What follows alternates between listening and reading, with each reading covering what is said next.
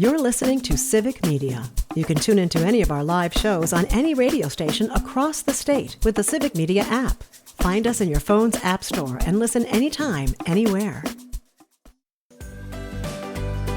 Good morning. Welcome to Matt Nair on Air. Jane Matt Nair, Greg Bach, and Calvin Butenoff coming to you live from our studio here at Radio Park in Racine.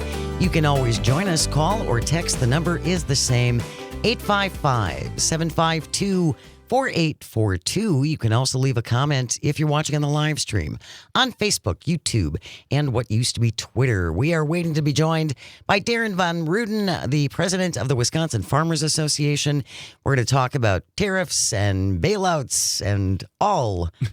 Oh, my. Oh, my. Yeah. Tariffs and bailouts. Oh, my. All of that coming up once Darren Von Ruden can join us. I know he was also out in D.C. Yes, he and the Wisconsin Farmers Union makes regular trips to D.C. to talk to our lawmakers, and he has stories. He has spoken to the individuals who support them and the individuals who do not. And it's weird because one of those individuals is Derek Van Orden, who is not only a congressman, but he sits on the Ag Committee. He does sit on the Ag Committee. You would think he would be meeting with Wisconsin farmers with some regularity. Jane, he doesn't have time for that. He has to tweet. Oh, legislative priorities. Well, not only that, he has to tweet, but he also has to tweet and threaten people. That's true. Whether it's very time consuming. Calling them names, threatening their funding. Derek Van Orden, by the way, it's very hard to keep when we have the two of them I know. separate when you're talking, because it's so easy every single time. Yeah. He will be joining us in a moment to talk about and this came down last week, and we can talk about it a little right now. The president decided to make an announcement, and I really would love to find out if his staff knew this. He said that they are going to bail out the farmers like they did in 2018, 2019. During his first term. During their first term. Yeah. They are going to bail out the farmers, and they're going to use, wait for it, tariff money, which, by the way, is now in the trillions. They found $31 billion, according to... Trillion? No, billions. Was it only billions? It was $31 billion they've just, quote, found, but there's been trillions taken in by the tariff, so now they're going to bail out the farmers, which begs the question, so we're just paying for it twice now? Well, the farmers are paying themselves back. Yeah, exactly. Essentially, because we, as consumers, are the ones who are paying for these tariffs, as we see every time we go to the store. Yeah. And the price of things are going up. Mm-hmm. If it's an export, that means that the importers had to hike the price to cover the cost of the tariffs. Yeah. So we have the bailouts for the farmer, which, as I said, the president made the announcement last week, and it was covered, but this wasn't like he was going on stage saying, today we're talking about bailing out. He just sort of said it like he says a lot of things, just sort of comes to mind, and then it has to fall out of his face. But then also the fact that the shutdown is going to affect the farmers as well. And this is something that Darren wanted to speak with, which is the effect of the government shutdown, which is happening as of 12:01 this morning. Mm-hmm. Is going to be affecting the farmers. So. And I'm still seeing reports, and we're going to talk to Will Westmoreland. Yes. Who is a farmer from southwestern Missouri that has been on the show a number of times. But I am seeing more and more reports from farmers across the country going, you're killing us. This is killing us. We don't have, our crops are rotting. Yeah. There's no one to pick them. Mm-hmm. If you're one of those lazy white guys who's watching 6.1 hours of television in your mom's basement every day, I think they're expecting you to take that job. I like TV, but what is it about white guys? There's lazy every guy. Well, okay. But that actually brings me back to what we were talking about earlier too. Our Secretary of Labor, Brooke Rollins, had a great solution. She's the Secretary of Ag. Sorry, Secretary of Ag had a great solution a few months ago, which was all of those, quote, lazy people on Medicaid who are frauding us out can just go in the fields and pick. Solution, problem solved. There you go. I'd love to see if Darren, and I think we've spoken to Darren on this, is the farmers are not getting responses from, because they're putting the word out saying, hey, we're hiring, we need people. And they're not getting the response because we see ourselves as people who don't do that work. Sorry, that's just how it is. For decades. For decades. For decades. And it's been called the worst kept secret that farmers rely upon undocumented folks, migrant workers, to come and do the work in the fields that provide us with our food and other products. It is just the way of life. But now, not so much anymore, Jane, and all those lazy guys watching the TV. You get to go. There's a job waiting for you. Go pick some fruit. There's a job waiting for you. Yeah. I understand it's really easy work, too. Oh, yeah. Not backbreaking, not hard, not, not piece of cake. Yeah. Speaking of our Agriculture Secretary, Brooke Rollins, I don't know if she got this from Wisconsin's senior senator, Ron Johnson, but it made my ears perk up when I heard Brooke Rollins talking about the plight of our farmers. Mm-hmm. Gavin, can we play that clip, please, from our Agriculture Secretary? Can you tell us a little bit more about President Trump's plan to use tariff money to pay farmers? What does that look like? How much are we talking about? How long will that program last? You know, it is a very elegant solution, right? The amount of tariff money that is coming into our country is stunning. The president had a vision. He's effectuating the vision. The vision is pretty remarkable. The whole entire world economy is now realigning around American products, which is incredible. But again, to this moment of uncertainty, the ability to offset any payments to the farmers through potential tariff revenue is really where the president wants us to head, and that's what we're looking at very soon. One more. It's a very elegant solution. Yeah. It's Ron Johnson, by the way. Kudos, buddy. Ron Johnson told that to Corinne Hendrickson, Yes. who was then a daycare provider in Wisconsin, longtime daycare provider. Yeah. And when they went to talk to Wisconsin's senior senator about the child care crisis in our state, he is a senator from our state. He said that an elegant solution would be for Corinne Hendrickson just to stay home for nothing. Well, and watch other people's kids. He said it would be great for her to stay home and watch other people's kids. She had to then pull it out of him and say, "You mean for free?" And he didn't respond. He just smiled at her. He just smiled. And people, I like our naysayers are like, "Well, he didn't say for free." I was like, "Yeah, okay. There we go. You're all about nuance now." There's two things on that I find really funny, Jane. One, I think we need a new segment called An Elegant Solution. Ooh, I and like anytime that. a congressman, a senator, or cabinet level secretary or the president has one of these fixes, it'll be an elegant solution. Because she used, I don't know if that's now a thing where they're saying an elegant solution. I hope so. But also, she used the word stunning.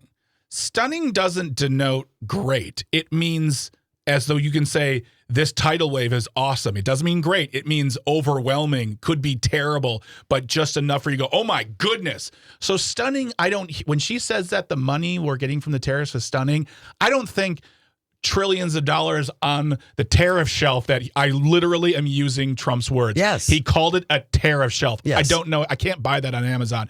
But to me, stunning. It's like when you open Al Capone's vault, you open up and there's nothing there but maybe like a buck. That's to me the stunning amount we're going to get from these tariffs, and and if they commit to bailing out the farmers, they're going to have to find the money somewhere then. And I know the rich guys who are getting the tax breaks aren't giving it up. Oh, no. I have a feeling they're going to hang on to that pretty tightly. Absolutely. Yeah. And as PJ just said on the live stream, let's not forget $20 billion to Argentina. And the reason we are sending money to Argentina is because Malele is Donald Trump's buddy. Mm-hmm. That's why we're helping out Argentina. Argentina, by the way, as a good sign of faith and friendship between our two countries, they're selling soybeans to China. China stopped buying American soybeans because of the tariffs. Yeah. So now we are giving $20 billion to the country that is helping to screw our farmers.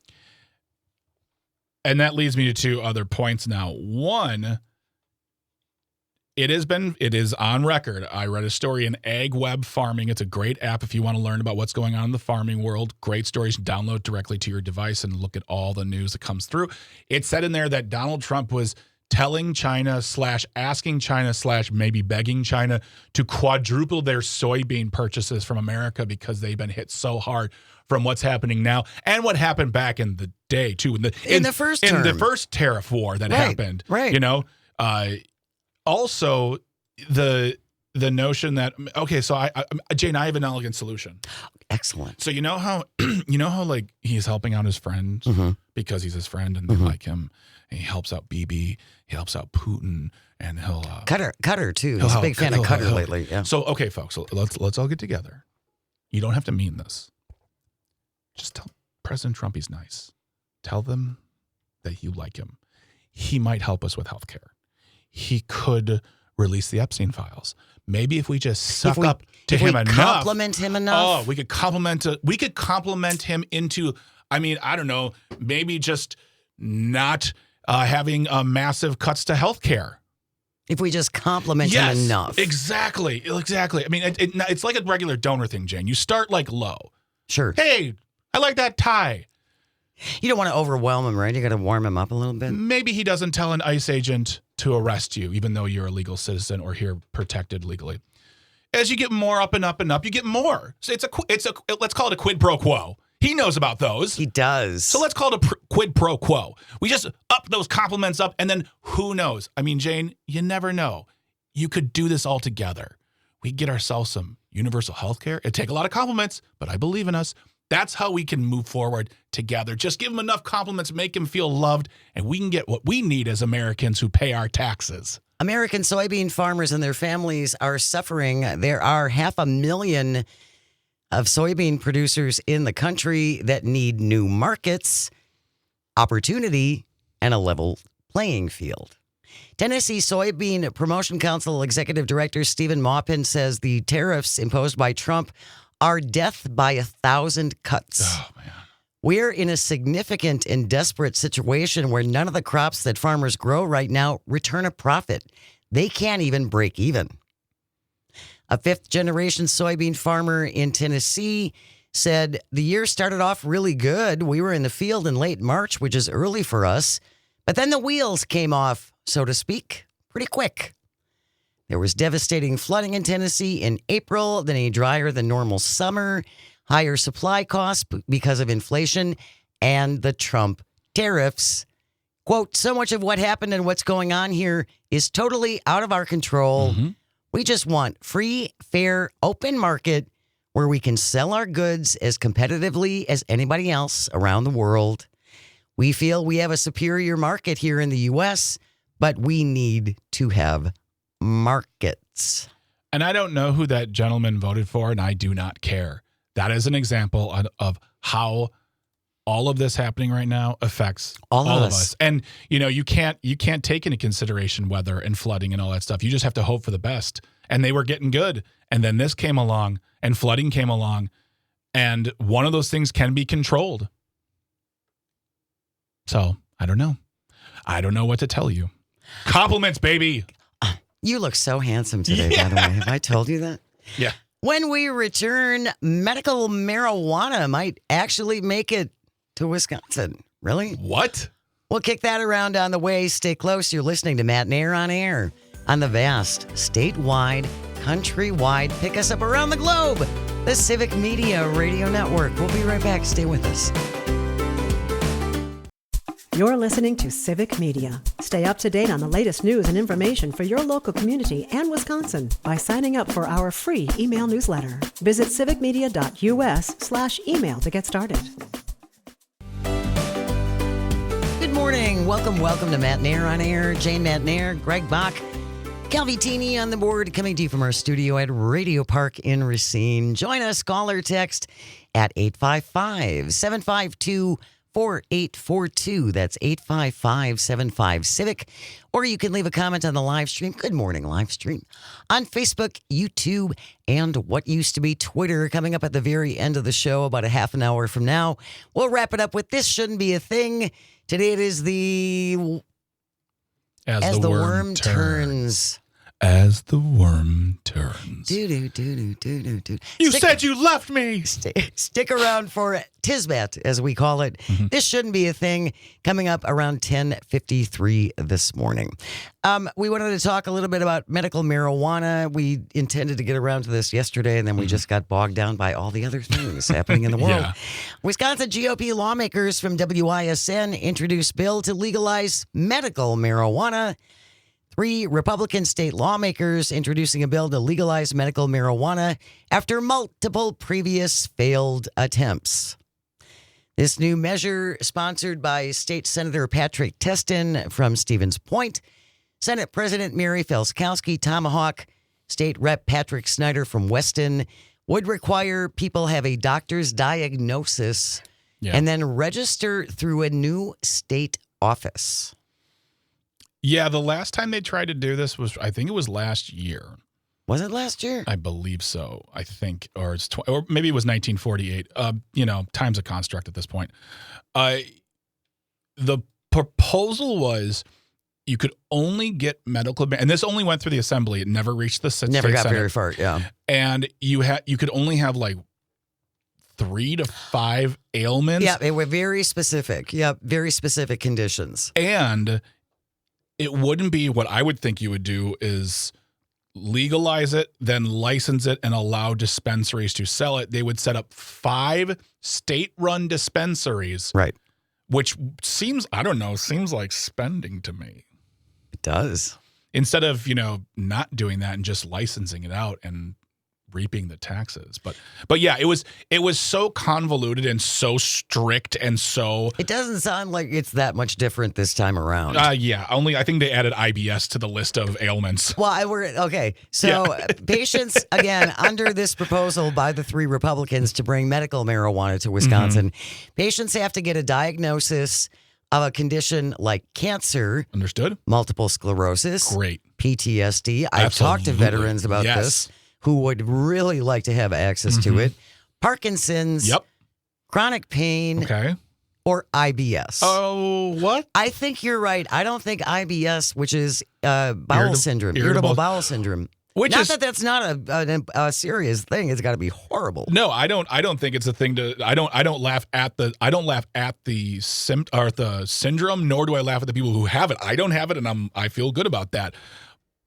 But I feel like that was a very random one that maybe one of the people who proposed the bill suffers from, so they could, because I don't know how marijuana might be a little self-serving, is what you're saying. Exactly what Tony just said. They're like, which one of the 3 has IBS?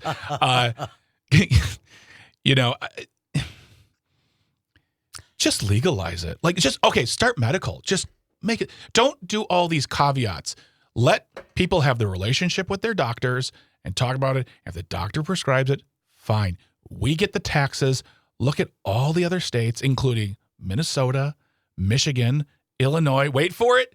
Iowa. Iowa has medical marijuana, my friends. Iowa. And see what they can. And the problem, though, Jane, is that I feel like in order for that to happen, we also have to have a better Madison, a better capital there. Because the thing is, if we take in tens of millions, if not hundreds of millions of dollars on taxes for marijuana, what happens to that money? Do they just want to give it back? Do they want to do tax breaks for the rich? Do they want to let it sit in a pile on Mount Voss? We're gonna call it. We're not gonna call it just we're gonna call it the surplus shelf. Set that money in the surplus and do nothing with it. You have to invest that money back into the state. And I don't think if marijuana was legal right now that I could trust our leaders in Madison to do that. They would just let the money pile up and then they'd fight over it. You have to have people who are elected in who will say, we have all this cash. Let's put it into education. Let's put it into mental health. Let's put it into infrastructure. Let's do something with this money, invest back, and become the great state that we once were. Instead, Iowa has marijuana and we don't. Tony, on the live stream, do we really want to be like those liberal hippies from Iowa? Excellent point, Tony. You're very right. Really good point there, Tony. I really think that wacky Iowans. Yeah. A 2024 effort by Assembly Republicans, spearheaded by Robin Voss, proposed state-run dispensaries that did not get Senate support. Jack texting in from Merrimack on WAUK, state-run marijuana dispensaries. Isn't that communism? That sounds like a commie plan to me. Socialism. Sounds like communist, socialist, Marxist. Feminist. All the ists. In a caravan. All the ists. All the ists and in a caravan. Yes. Trying to take our jobs and our weed. Under the new bill, patients could ingest medical marijuana through oils, tinctures. I don't know what that means. It's a liquid. Okay. We need We're going to work that word in more often because it's just unused. Tinctures, edibles, and vapors, but you can't smoke it. Smoking in any form is not good for you. Putting smoke in your lungs, I'm sorry, but says the nicotine addict, inhaling smoke in your lungs is not a good thing in any form. And to PJ on the live stream who's talking about we have a medical law here, it's very, very strict in its wording, and I think that what you need to do is open it up a little bit more than what they have here. I'm looking at the law at this point, and yeah, we need a modern medical marijuana. We need a modern legalization of marijuana in this state because we can use that money and others, and we're losing money by people going to other states. Big time. I've heard from friends. News is coming up next, and then audio sorbet. What household chore are you afraid of? Let's talk pilot lights. You're listening to Matt Nair on Air. Stay close. This is the Civic Media Radio Network. We'll be right back. Good morning. Hello. And welcome back. Welcome back. To Matt Nair on Air. Jane Matt Nair, Greg Bach, the board lord, coming to you from our studio here at Radio Park in Racine. You can always join us, call or text at 855-752-4842. Leave a comment if you're watching on the live stream on Facebook, YouTube, and what used to be Twitter. Just a reminder, baseball or football. We got football coming up Saturday. Wisconsin at Michigan. Does anybody want to watch that? I mean, their last game wasn't so good. I mean, the Badgers aren't great, and this is not their season. Anyway, it hasn't been their season for seasons now. Wisconsin at Michigan. Our broadcast will start this Saturday morning at 9 a.m. You can catch it on terrestrial radio on WRCE in Richland Center, WLAK in beautiful Amory, WFHR in Wisconsin Rapids, and WRPN in Ripon. So Badgers football against Michigan this Saturday. Our broadcast will start at 9 a.m. This is the part of the show that we call Audio Sorbet, where we like to get away from the news and take a breath and get reoriented and especially have some today. laughs.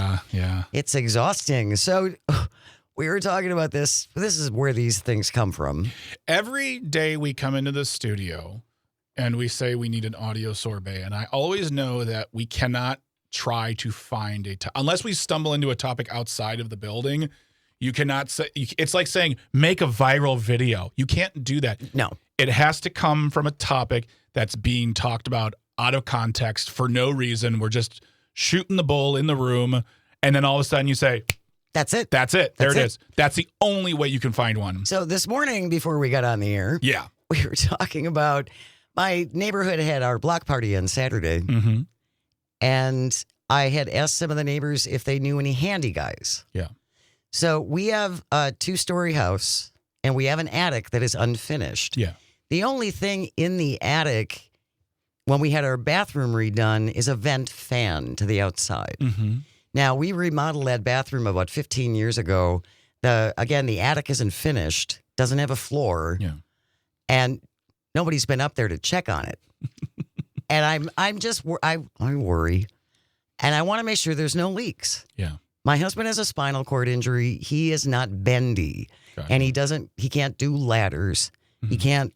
It's difficult for him to get on the ground for various things. Again, so I went to the block party and I said, does anybody have a handy guy? I'm looking for a handy guy. And one of my neighbors, Becky, said, she pointed at her husband. She said, he's it.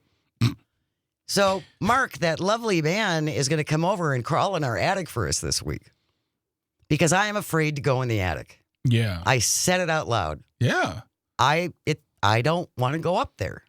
It scares me, and I'm afraid I'm going to fall through the ceiling. See, so I share the same fear of attics. Thank you. Let me rephrase that. I don't fear attics. I just don't want to come across. And if there was a mouse, I could deal with that. It's finding dead mice or dead critters. I just don't want to. I don't want to have to deal with them. I would rather just not, thank you. I know. Here's my man card. Here's my dude card. Whatever you want to take from me. I don't think you're alone. It's a you factor. Yeah. I don't think that's a bad thing. You don't want to. You don't want to encounter desiccated mouse bodies. I understand that. You went with the big words today. You and the big words, I'm loving it. Keep doing that. Take our vocabulary. Never mind. Words.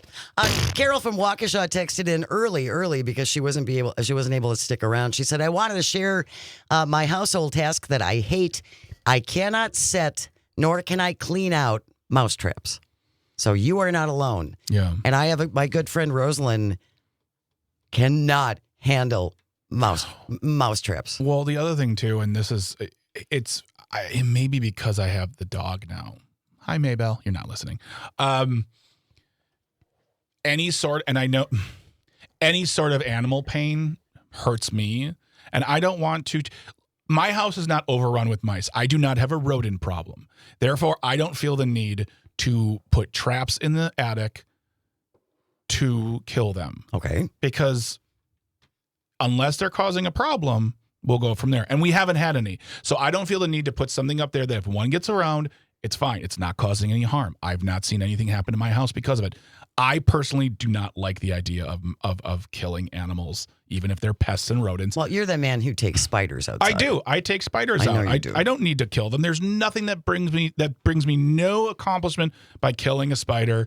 And yeah, I just no thank you. Well, good for you. It's a problem. But for some folks, I mean, if you get a mouse infestation, you don't want that. If there's a mouse infestation, I will take necessary action to take care of that. But at this point in my home, there is nothing that makes me go up in the attic, which I'm thankful for, and set traps. So, what is your household chore that either scares you or just creeps you out and you have to get somebody else to do it? Yeah. 855-752-4842. This is today's audio sorbet because I actually managed to wrangle one of our kind neighbors into crawling up into our attic to make sure nothing's leaking up there. Yeah. Thank you, Mark. Will he crawl up? I don't know if he does this. If he's a regular attic crawler, I can ask him. What is your household chore that it either scares you because I don't want to go in the attic. I'm afraid to go in the attic. Yeah. Or it just creeps you out. 855-752-4842. Richard from Waukesha is on the line. Good morning, Richard. What'd you want to say? Morning. I have some advice for you on your attic. Yeah. Yeah. What kind of attic is it? Can you stand in it, or is it you won't crawl? No, you can stand. You can stand in it. Mm-hmm. Same with mine. Okay. Do you have it insulated on the floor, which is the ceiling below? Yes, I believe so. I think so. Yeah. That's a thing to find out because that would be a major improvement. Mm-hmm. And you could take the ceiling down from underneath and insulate it, or you can take the boards or floor up above. I see what you're saying. Yeah. No. I will say for me, Richard, my attic is completely unfinished where it's actually like the joists, I think you'd call them. The joists. And then there is insulation on the floor of my attic, which is on my ceiling. So yeah, I'm covered there. I mean, I honestly should call someone up just to make sure everything is up to date and looks good for that point. But yes, thank you for that. Appreciate that, Richard. I'll do that if I can ever get up there. 855-752-4842. What is the household chore that just creeps you out? Don't want to do it or grosses you out? 855-752-4842. Tammy from Eau Claire texting in, listening on WCFW. The bathroom sink drains. All that gunk that accumulates, it just grosses me out. Okay, so I have a fix for you in that one. I don't know, because I had to go natural because my old landlord, she didn't want us pouring chemicals down there. Understood? Not my pipes. Sure. So I found a great solution, which was you pour some, I believe you pour some baking soda in there. Okay. And then you pour a mixture of hot water and vinegar. And then that should get yourself a plastic snake. I do that with mine because, I got long hair. My wife has long hair. We have a dog.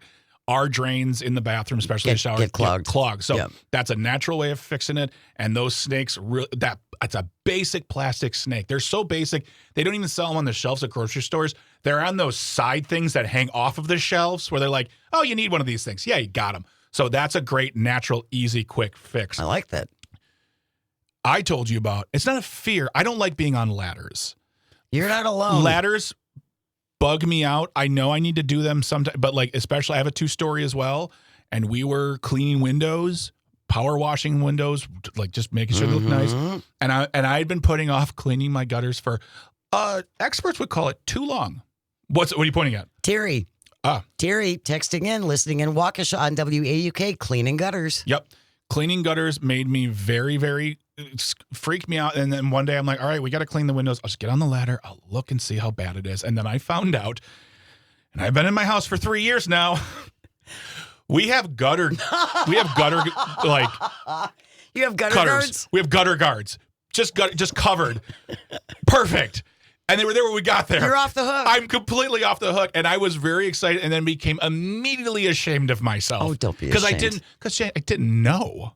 Well, now you do. I do know now. Sue from Franklin, washing the windows. Again, that's ladder Yes. work. Yes. I don't. I have a fear of heights now. I didn't used to be afraid of heights, and now I'm very twitchy. What is your household chore that freaks you out or scares you? Go ahead. You have one more. I do have one more. Yes, you do. And it's a fair one too. Okay. It's the pilot light on the water heater. Yes. Understood. Again, my husband has a spinal cord injury, and it's much easier for me to get down on the ground when, if it gets blown out or whatever. Mm-hmm. But I am so convinced in the back of my head that is going to blow back on me. Yeah. Like a scene out of the movie Backdraft. I really like how you took it from this old house to disaster movie in a sentence. You know what? I mean, I'm on the floor and I've got my match, and I've got a hemostat grabbing it and trying to light, and I'm just waiting for it to blow back in my face, and I'm going to be incinerated.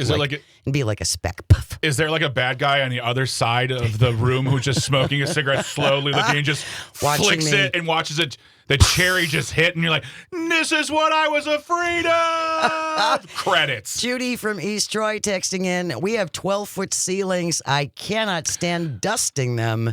All the stuff coming down in my eyes, super sore, neck hurts 2 levels in order to handle it. Yeah, that doesn't sound like much fun, Judy. I have a 2-story house, and we have vaulted ceilings, so very high. And of course, because these people were amazing when they designed it, lights on the ceilings. Oh, Lovey, in your vaulted ceilings. So I had to buy a telescopic arm to change because I cannot reach it from any natural place, and I'm not going on a ladder because how far it is from the wall, I would fall directly off. So I had to invest $39 in a telescopic arm for the light bulb.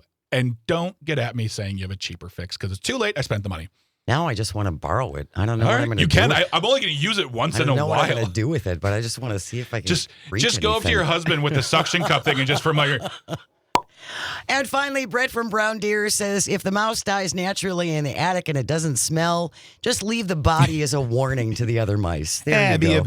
It'd be a bad thing if this happened to you. This could happen to you, too. All right. Shame. Thank you, everybody, for checking in on that with household fears that just give you the creeps. And you have to get somebody else to do it for you.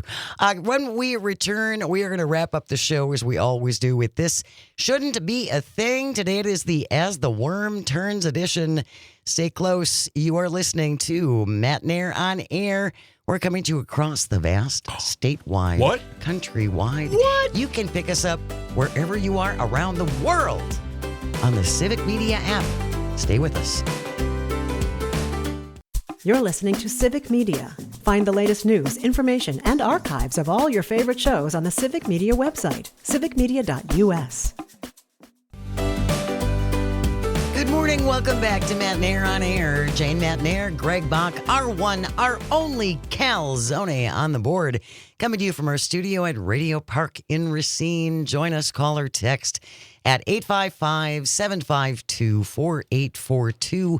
Leave a comment if you're watching on the live stream on Facebook, YouTube, and what used to be Twitter. Coming up on the show tomorrow, it is Thursday, 2nd of October.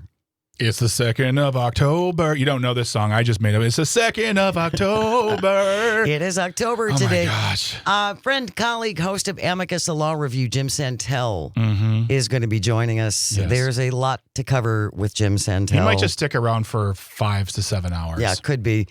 Hour number 2, we'll lighten it up. J.R. Radcliffe will be here, the Acme Packing Company's J.R. Radcliffe, to talk all things sports. And then we'll wrap it up where we are right now. Yeah. With This Shouldn't Be a Thing. And don't forget, coming up after 11 o'clock, Tom Hartman is going to have another keyword for you for our multi-state text to win. Go for the green and gold contest. Be listening to Tom 11 to 1 or 11 to 12. And then 1 to 2, he'll have a new word for you in both those hours. You have to use the Civic Media app. Todd Alba has another word for you in the 3 o'clock hour. Maggie Dawn, 5 p.m. Pete Schwaba at 7 o'clock. Even before that exciting thing on Pete Schwaba's show, Yeah. there's something happening on his show tonight at 6:30. Oh, there's something big happening. Cal, can I get I didn't ask you for this. Can I get the drum roll again? What's happening tonight on Pete Schwaba's show, Nightlight, at 6:30? I will be on the show. What a downer, seriously. What a waste of a that's great. Yeah, I'll be on the show at 6:35 with Pete to talk about the Milwaukee Comedy Festival starting next unofficially Monday with the Roast of Milwaukee, but then on Tuesday we kick it off officially, the 20th anniversary, the 20th festival.